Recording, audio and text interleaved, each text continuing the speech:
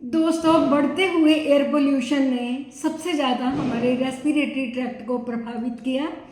Respiratory tract यानी कि सांस लेना, अंदर करना या बाहर करना, इसमें सबसे मुख्य ऑर्गन है हमारा नाक, जो ये मुख्य भूमिका निभाता है। तो आज मैं आपके साथ शेयर करूंगी नाक की बहुत ही कॉमन बीमारी, छींके आना। छींके आना एक बहुत गंभीर समस्या है। कई लोगों को तो इतनी आती हैं कि 100 तक लगातार। फ्रेंड्स, ये एक रिफ्लेक्स एक्शन है जो कि हमारे बस में नहीं है, यानी कि इनवॉलेंट्री एक्शन। तो इसमें क्या होता है, हमारे नाक से पानी बहता है, आंखों से पानी बहने लग जाता है, और ये कई बार बहुत ही इरिटेशन करके गंभीर समस्याओं को भी पैदा करता है, क्योंकि ज़्यादा छींके आने से हमारे कानों पे भी प्रभाव पड़ता है, गले में भी प्रभाव पड़ता है, यानी कि ये ईएनटी की डिजीज़ है। तो आज सोचा कि इसका कारण और मैं इसकी सिंपल सी होम रेमेडी बताऊं। हेलो फ्रेंड्स, मैं हूं डॉक्टर गार्गी कौल। अगर आप मेरे चैनल पे फर्स्ट टाइम आए हो तो काइंडली मेरे चैनल को सब्सक्राइब जरूर करना। तो चलती हूँ मैं अपने विषय पे। सबसे पहले ये छींके आती क्यों है।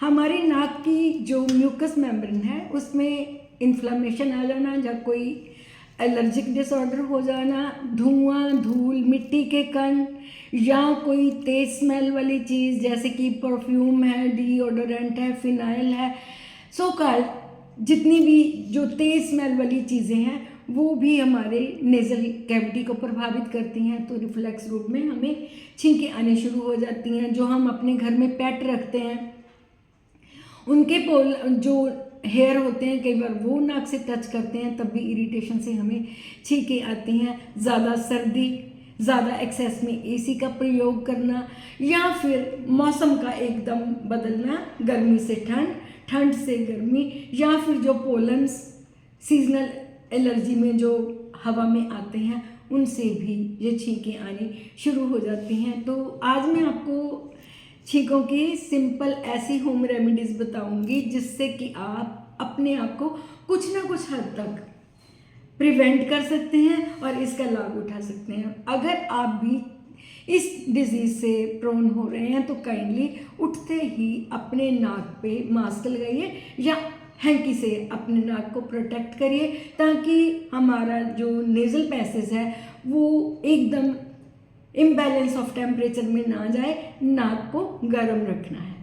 नंबर 2 पे ठंडे पानी से, कोल्ड ड्रिंक से आप परहेज़ करें, बेटर रहेगा। पानी गुनगुना पिए, चाहे सर्दी हो चाहे गर्मी हो। स्टीम इन्हेलेशन आपको बहुत लाभ दे सकती है।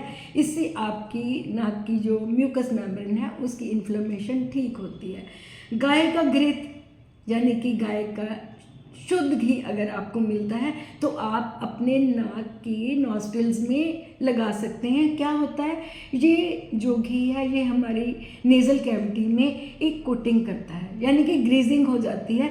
तो कोई भी चीज़ डायरेक्ट कांटेक्ट में नहीं आती, तो छींकों से हम अपने आप को बचा कर सकते हैं। इसके साथ साथ में हमने खाना क्या है ये भी मैं आपको बताऊंगी। फ्रेंड्स, अगर हो सके तो आप हल्दी वाला दूध जरूर पिए। उससे क्या होता है, हल्दी अपने आप में एंटी इन्फ्लेमेटरी है और इम्यूनिटी बूस्टर भी है।